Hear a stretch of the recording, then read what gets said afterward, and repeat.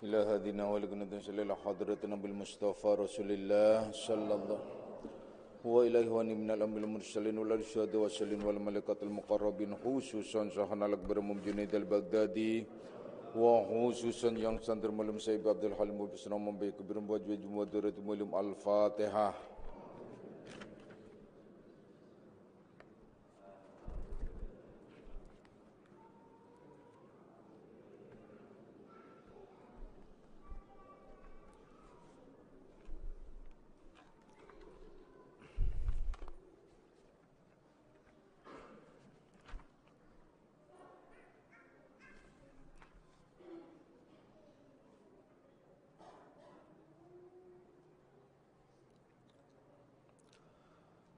Assalamualaikum warahmatullahi wabarakatuh. Alhamdulillahilladzi karrama bani adama wastafa minhumul ulama wa akhtara minhumuz zuhada wal hukama wal kurama wa faddala minhumul arifina billahi was sifati wal asma wa azaqahum lazzatal mahabbati wa qallahum haqiqatil asya'i minal ardi was sama wassalatu wassalamu ala sayyidina Muhammadin khatamil anbiya alladzi khuliqa min zatihi wa minhu jami'ul asya' wa ala alihi wa ashabi sadatil awliya wa ala tabi'in wa tabi'it tabi'ina lahum bi ihsanin ila yaumil jaza. Subhanaka la ilma lana illa ma 'allamtana innaka antal alimul hakim wala haula wala quwwata illa billahil alil azim amma ba'du.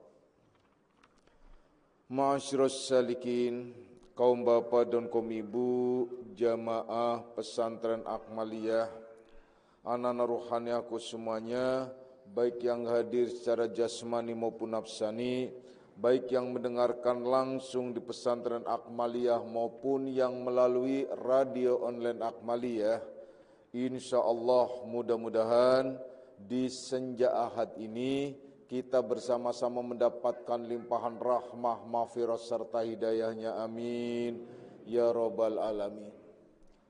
Mari kita lanjutkan kajian kita di dalam membahas kitab Syiarus Salikin, kitab Ihya Ulumuddin, di mana kita telah membahas tentang beberapa pengertian, terutama ialah kebiasaan-kebiasaan ya, yang telah dijelaskan, yakni kebiasaan orang-orang yang khusus, orang-orang yang istimewa, ialah terutama ialah para nabi, termasuk Nabi besar kita Muhammad sallallahu alaihi wasallam, yang dijelaskan pada kajian yang lalu ialah salah satu di antara sifat-sifat yang istimewa ialah halim.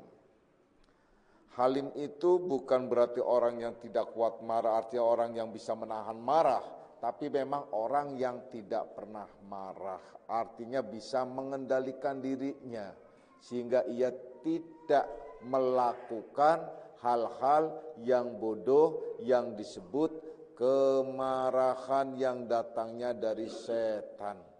Al-ghadabu minasyaitan. Marah itu datangnya dari setan. Siapapun yang marah, siapapun yang ada pada dirinya meletup-letup kemarahan, di jalan marah, di mana-mana marah, kesenggol dikit marah, berantem, ya pastilah itulah datang dari setan. Percayalah, sesuatu apapun yang akhirnya diselesaikan dengan kemarahan, itu bukan tambah selesai, malah tambah panjang urusannya. Bersabar itu lebih baik bagimu daripada mengumbar kemarahan. Itu ya. Memang ada penjelasan bahwasanya kalau orang dipukul sekali boleh membalas pukulan sekali lagi. Artinya dipukul sekali ya balas pukul sekali gitu. Itu tidak dosa. Tapi hadis itu menjelaskan kembali ialah jika kalian mau bersabar itu lebih baik bagimu. Nah, jadi sabar itu lebih baik. Nah, Oleh karena itu, sekali lagi Bapak katakan kepada kalian semua, jadilah orang-orang yang halim, orang-orang yang kazim. Orang-orang yang kazim itu orang yang menahan marah, orang yang halim itu artinya orang yang tidak bisa marah. Nah, maksudnya itu bedanya itu begitu. Kazim itu disebut ialah orang-orang yang memang dia itu berjuang untuk menyelesaikan kemarahan. Jadi marahnya tuh ada meletup-letup, tapi ya ditekan. Itu perjuangan. Karena memang ghadab itu salah satu di antara sifat nafsu lawamah yang disebut nafsu majmumah, ditahan, dikendalikan. Itu.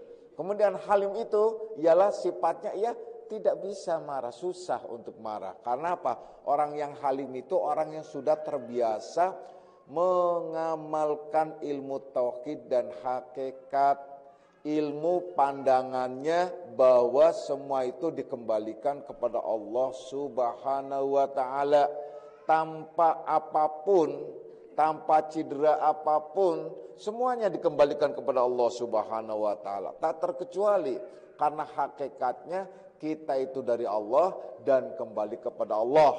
Itulah yang disebut inna lillahi wa inna ilaihi raji'un. Sesungguhnya kami ini adalah datang dari Allah dan akan dikembalikan pula kepada Allah.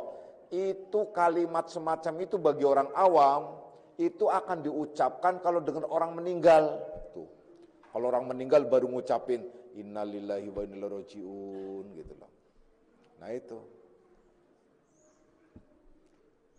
yang apa tuh yang ada bagi orang awam. Tapi orang yang ahli tauhid mengerti itu justru kapan saja siapapun yang kena musibah itu harus mengucapkan, bahkan bukan sebatas kata-kata, tetapi harus menyikapi di dalam hatinya sebagai pemahaman, pengetahuan, sebagai paradigma hidup bahwa itu adalah innalillahi wa inna ilaihi rajiun. Paradigmanya bahwa kami ini adalah milik Allah, kami ini datang dari Allah, didatangkan oleh Allah, toh juga akan kembali kepada Allah.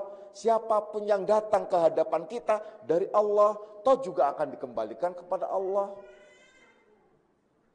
Sikap selanjutnya ialah bahwa siapapun yang ada di hadapan kita dalam bentuk apapun, bentuk yang menjengkelkan, yang menggemaskan, yang nyebelin, itu semua harus dikembalikan kepada Allah. Nyaman kita bisa memola akhirnya, kita aman-aman santai-santai aja. Walaupun kita dikatain apa saja, santai aja, kita ngalir saja. Nggak ada istilahnya marah ini dan itu aja. Dan kita bisa cair. Kalau orang Jawa bilang itu orang tersebut bisa mencolok putro, mencolok putri istilahnya ya. Artinya maksudnya dia bisa di mana saja berada, itu bisa. Persis seperti air. Karena memang apa? Karena memang sifatnya udah kayak air, makanya hidup mengalir seperti air. Coba kalian bayangkan air, ya. Ini kalau kalian hidup seperti air. Pada saat air itu ditaruh di gelas, dia akan menyatu dengan gelas. Bahkan nama dirinya pun hilang. Akhirnya disebut air gelas. Pada saat dia ada di kendi, ini filsafat air loh ya. Pada saat dikendi, dirinya juga hilang namanya. Yang ada ialah kendinya, air kendi, bukan air gelas lagi. Pada saat dituang, dicangkir, ya air cangkir. Pada saat dicampur sama kopi, airnya hilang. Kopi. Yuk pada ngopi, bukan pada pada air kopi. Gak ada. Kopi yang ada, gitu loh. Kopi yang airnya larut, hanyut. Gitu. Artinya dia tidak mempedulikan dirinya disebut atau tidak. Yang penting esensinya ada di dalamnya. Itu air loh. Dahsyat sekali. Ada di ditanya jawab entah salsa atau mana gitu menanyakan, Bapak ini selama ini suruh saja hidup itu mengalir seperti air. Padahal kalau nggak salah salsa, Padahal, iya mungkin salsa, nggak tahu lah pokoknya. Padahal di Humaira atau salsa, padahal di mana ya? Ya maksudnya begini, mereka tanya, dia tanya. Saya tahu sih yang tanya dia seorang gadis. Saya tahu dia orangnya juga ada di wilayah bukan di Indonesia, bukan di Jakarta, dia di luar kota.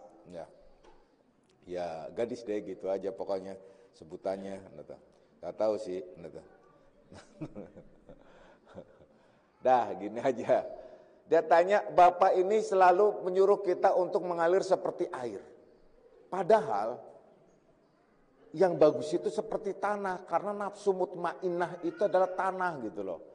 Air itu bukan nafsu mutmainnah. Nah, ini kan memang belum paham, belum mengerti. Akhirnya Bapak jelaskan filsafat air itu.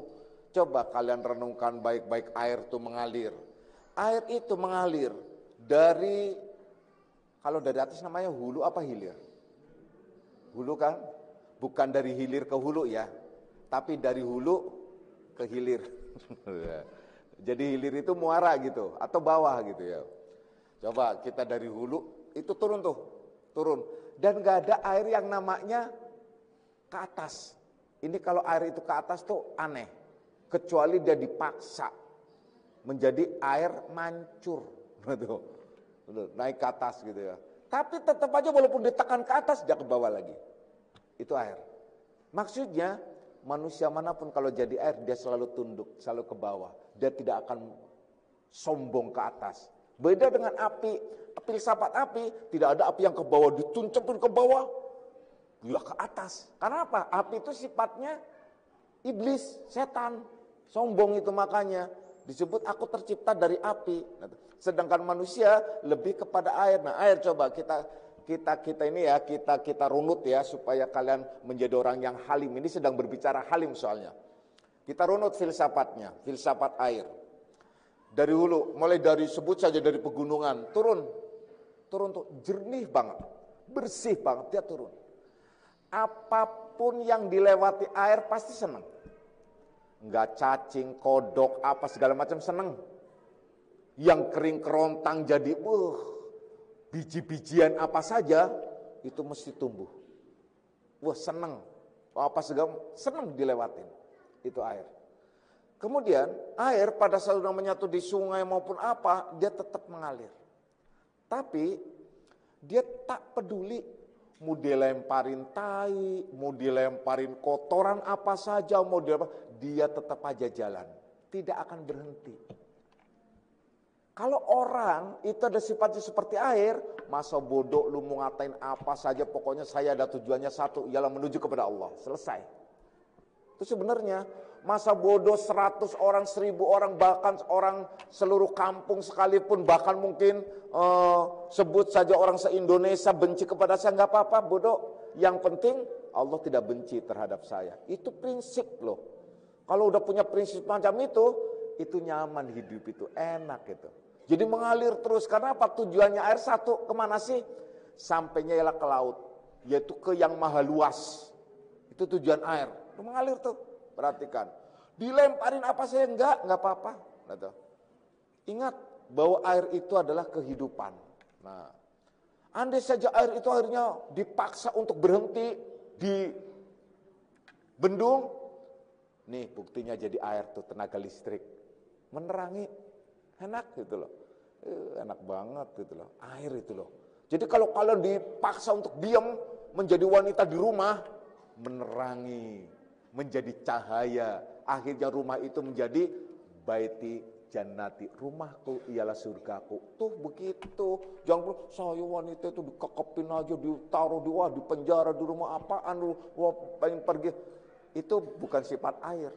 Sifat air dia tidak ada istilah mati gaya, nggak ada tuh, nggak ada mati gaya. Kalau orang-orang kan sekarang udah mati gaya, nggak ada handphone mati gaya, nggak ada listrik mati gaya. Kenapa? Nggak bisa ngapa-ngapain. Dulu nggak ada orang itu, sebenarnya. Coba sekarang kalian yang paling blingsatan melebihi daripada kalian kehilangan suami apabila kalian nggak bisa selfie karena nggak ada handphone. Ya kan? Pasti itu. Coba deh. Nggak ada handphone kalian tuh blingsatan. Nggak ada suami nggak blingsatan loh. Coba yuk saya tanya. Jujur. Nggak ada suami kalian anteng aja. Alhamdulillah saya pikir jadi enak, tenang gitu. Tapi nggak ada handphone. Bingung. Jadi handphone tuh melebihi dari suami loh. Ya. Nah tuh. Tanda-tandanya, tanda-tanda apa? Yaitu dunia sudah begitu ya. Handphone itu udah segalanya. Tidur, pelukan dengan handphone. Makan, pegangan handphone. Jalan, handphone yang dipegang, yang digandeng, bukan tangan suami. Bukan tangan istri gitu. Mana aja. Apalagi yang dipandang selalu ialah handphone. Kenapa? Walaupun gak selfie, ngaca. Itu pakai handphone. Handphone jadiin kaca gitu loh. Karena handphone itu sudah multifungsi. Saya katakan udah multifungsi. Handphone bisa buat masak, handphone bisa buat belanja, handphone orang pegang handphone saja itu bisa ngabisin uang banyak tuh di rumah aja gitu. Belanja dikit-dikit, belanja dikit, belanja dikit, belanja tuh. Tapi kalau yang punya rekening ya, yang punya duit, yang nggak punya duit ya cuma ngiler doang gitu dong. Ya, udah belanja tuh.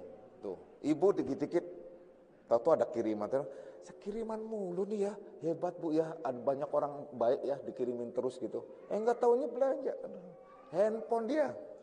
Ada Shopee, ada Sophia, ada, ya, udah. Macam-macam, nah itu belanja tuh, handphone tuh, ya. Jadi udah pokoknya bisa macam-macam deh, pokoknya. Ibu-ibu gak usah khawatir. Bagi perawan-perawan yang gak bisa masak, gak usah khawatir. Cukup punya handphone, bisa buat masak. Ya kan itu, Bapak bilang. Apalagi, udah GoFood. Apalagi GoSend, kan gitu. Tinggal, ya go aja. Sampai beli tiket aja saya baru tahu ada namanya Gotik. Nah, goyang itik. Nggak taunya gotik itu goyang tiket. Masih apa goyang tiket? Apa? Beli tiket gitu loh. Beli tiket apa? Tiket bioskop itu namanya gotik. Nah itu loh. Nah kan ada gotik. Nanti ada lagi apa loh? Ada gokar, ada macam-macam gogo lah. Pokoknya macam-macam itu. Yang penting adalah handphone. Makanya kalau kalian handphonenya itu nggak bisa browsing, itu disebut jadul. Nah itu loh. Udah tinggalan nama udah. Yang benar itu handphone yang bisa buat browsing macam-macam. Nah itu loh. Itu kan begitu istimewanya ya. Itu.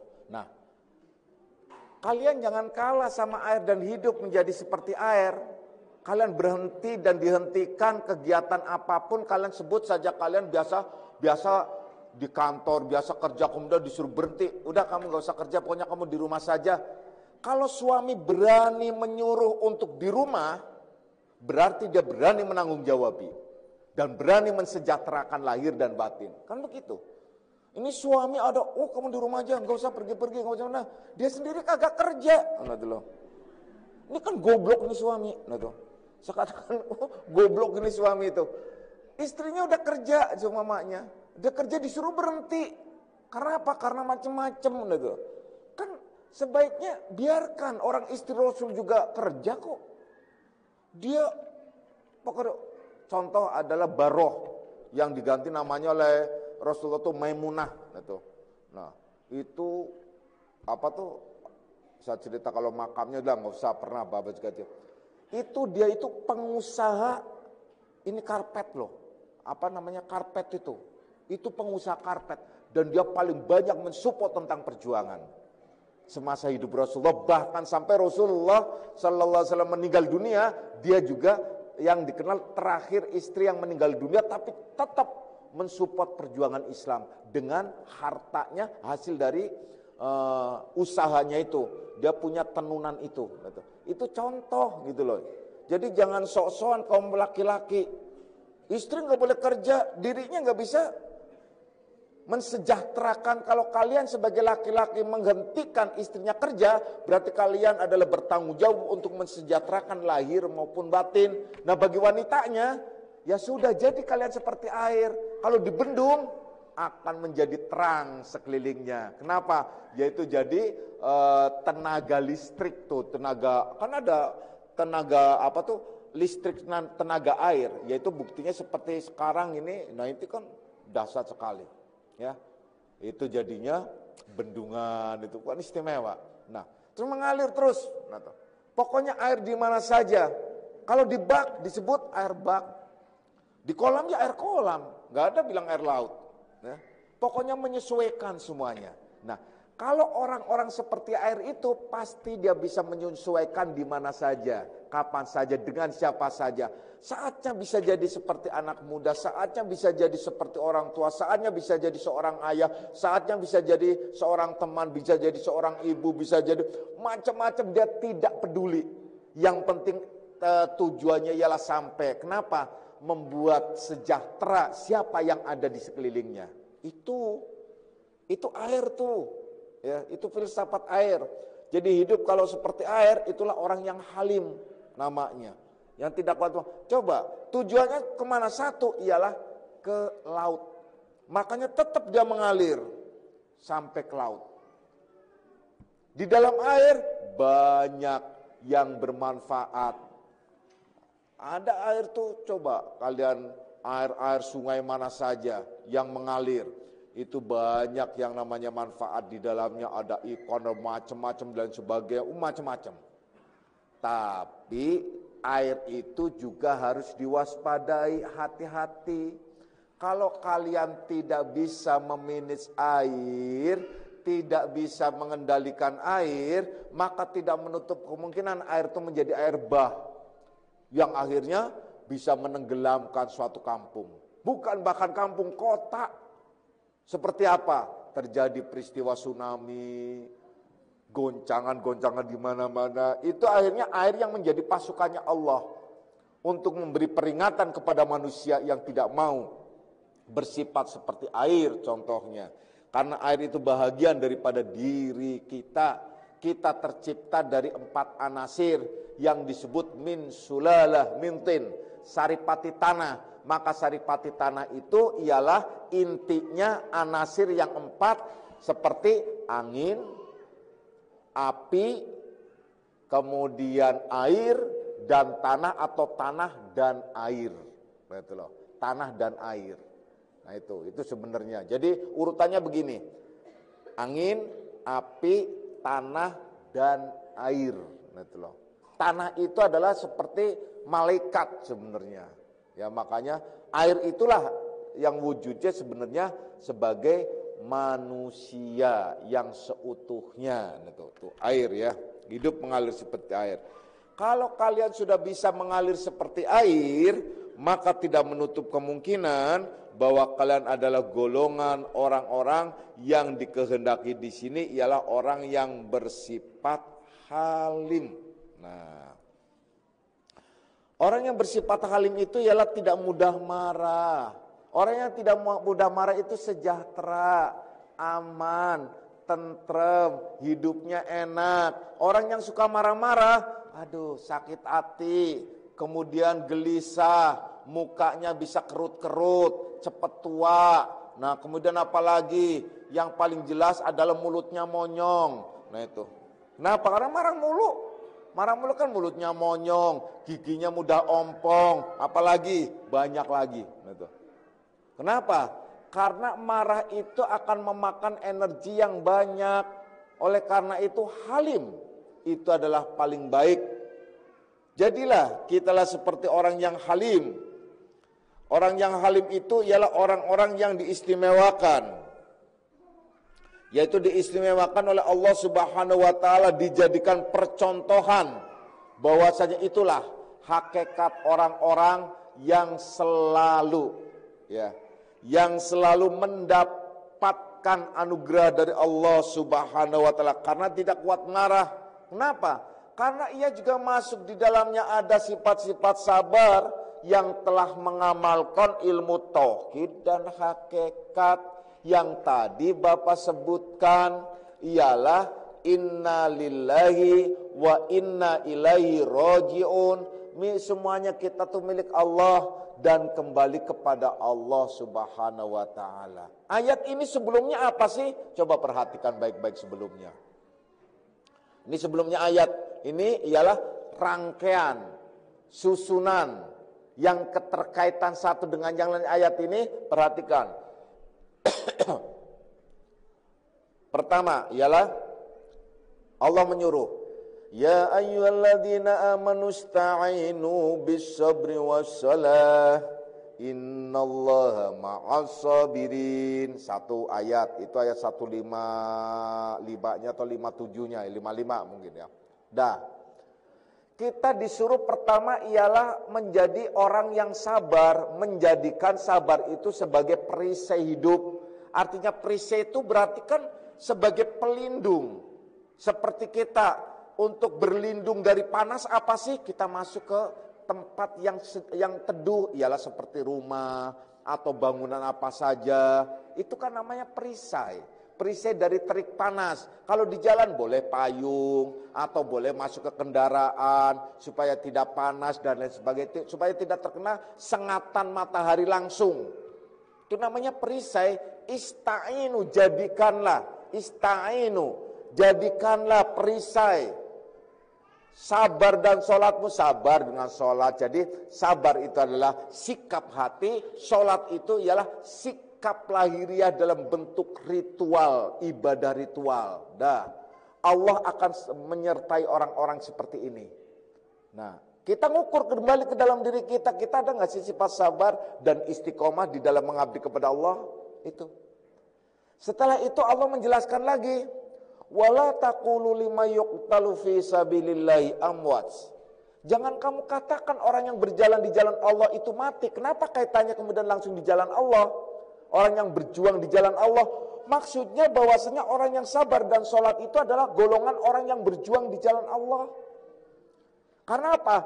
Perjuangan di jalan Allah itu bukan berarti jihad seperti zaman Rasul begitu saja. Karena di zaman sekarang itu jihadul akbar, jihadun nafsi. Perang yang paling besar ialah memerangi hawa nafsu. Maka siapapun yang berani memerangi hawa nafsu sampai dia terkendali dan mengendalikan, jangan katakan dia mati, pasti dia akan terkenang selamanya.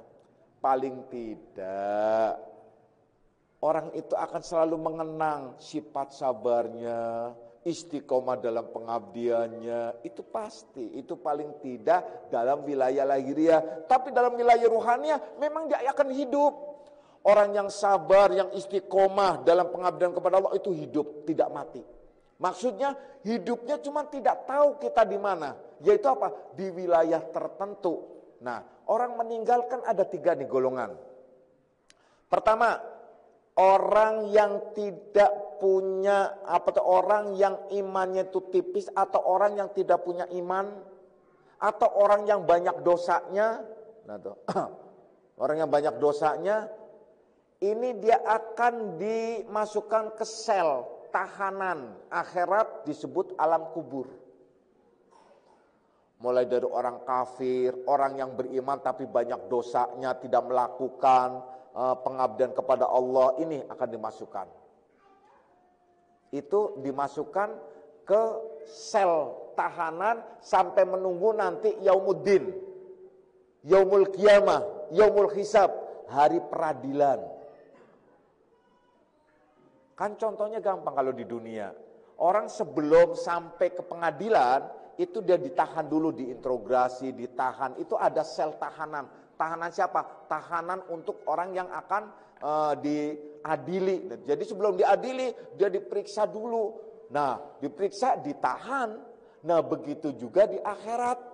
Orang yang belum sampai nanti, dia yaumul hisab, pengadilan besar nanti, yaumuddin, hari peradilan nanti, ya setelah kiamat, itu orang akan ditahan dulu. Nah, ditahan di alam kubur, menderita lebih dari segala yang menderita itu dalam kubur. Na'udzubillahi min dzalik, mudah-mudahan kita golongan orang-orang yang tidak masuk golongan yang ditahan di alam kubur. Amin. Ya Rabbal. Menderita banget, nyesel banget. Nah, penyesalan seumur hidup pokoknya tidak akan pernah bisa kembali kalau sudah di alam kubur, nyesel. Benernya, aduh ya kenapa saya nggak nurut sama omongan, sama nasihat bapak, ya gitu, sumpama begitu. Nah, akhirnya saya dipanggil. Tuh, ada yang ini ternyata dia murid tapi yang nggak nurut ini tapi minta syafaat, minta perlindungan, minta doa dan sebagainya, ya boleh. Saya akan berdoa dan saya akan mengentaskan, cuma saya akan boleh mensyafaat ntar kalau udah kiamat. Jauh banget kan, berapa ribu tahun lagi? Ya enggak begitu ya pastinya. Insya Allah kita golongan orang-orang yang diselamatkan dari siksa kubur, amin ya robbal alamin. Itu contoh tuh ya. Jadi pertama itu tuh orang yang meninggal tuh. Nah udah, nah alam kubur ini juga masuk nantinya, disebut juga ada yang disebut alam kubur. Mana sih alam kubur yang jenis semacam ini? Ini yang namanya asimal. Nah daerahnya itu namanya daerah asimal, yaitu sebenarnya tempat transit tapi disiksa dulu gitu loh sebelum Yomudin. Artinya ya diinterogasi di macam-macam, pokoknya kalau ngambek dikit ya udah. Malaikat yang disebut Gholidon, malaikat yang bengis, yang keras, yang tidak akan ingkar dengan perintah Allah.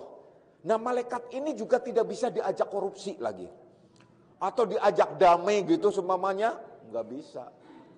Karena apa? Karena malaikatnya nggak punya nafsu, nggak kepengen uang, nggak kepengen macam-macam. Uang di sana nggak berlaku, harta nggak laku di sana. Udah pokoknya. Wah gila, pokoknya gila deh malaikatnya. Gebuk bener. Kebayang nggak sih? Malaikatnya tinggi, gede, pegangnya gada, ngerti nggak tahu gada tuh? Jadi kayak semacam mungkin kalau itu kayak model itu tuh panjang, kayak kayu panjang gitu, kayak kayu panjang. Kemudian mending gadanya tuh dari kayu atau dari besi, enggak, itu dari api. Kalau ditanya enggak ngaku, digebuk pakai gada itu. Sekali gebuk itu dia bisa melejitnya. Kalau diumpamakan mentalnya itu kayak dari planet bumi ke planet Mars atau dekat sana lagi ke ujung lagi gitu loh, mental lagi gitu loh, ke Jupiter ke sana lagi gitu. Itu contoh mentalnya, nggak kebayang dong gitu loh. Orang mental dari sini ke sana aja udah kalang kabut, tuh mental ke sana maksudnya apa? Dibayangkannya begini, antar planet dan antar galaksi itu kan ada satu gesekan yang dasar, jangankan jenis kulit, logam saja itu bisa rontok. Itu gesekannya, makanya pesawat olang-alik kan dia punya lapisan-lapisan tertentu supaya dia tidak terbakar, ya. Karena pada saat kecepatan yang sekian, kemudian dia itu meluncur, itu yang terjadi kiri kanan itu menjadi gesekan, menjadi api.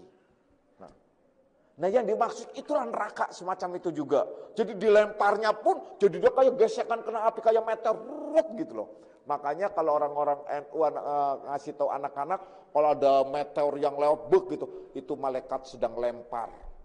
Lempar apa? Lempar pakai benda yang di neraka. Siapa bendanya? Ialah yang disebut bahwasanya neraka itu yang terjadi wattaqun narol lati waquduhan nasu wal hijaroh, yaitu neraka yang bahan bakarnya dari api dan batu.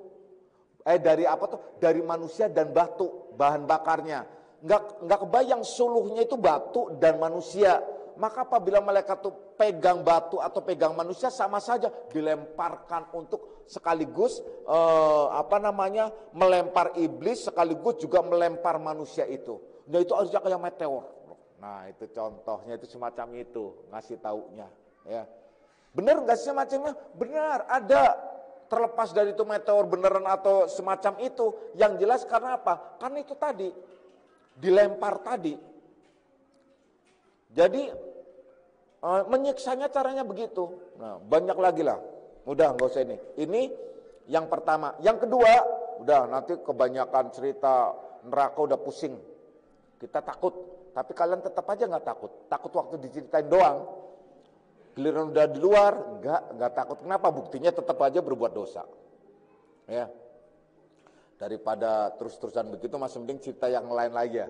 Nah, yang kedua ialah orang-orang yang beriman, yang lebih banyak pahalanya, lebih banyak imannya, maka ia itu nantinya akan ditidurkan.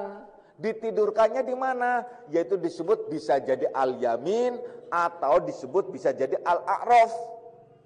Tergantung lebih banyak mana di sana gitu loh. Kemungkinannya itu ditidurkan.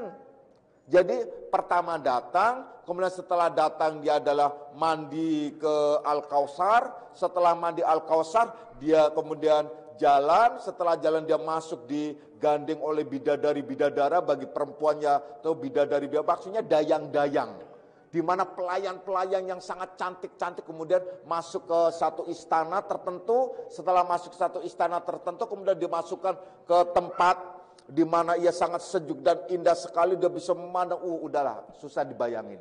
Setelah itu kemudian dia adalah akhirnya rebahan, mungkin adalah dilulur, dipijit.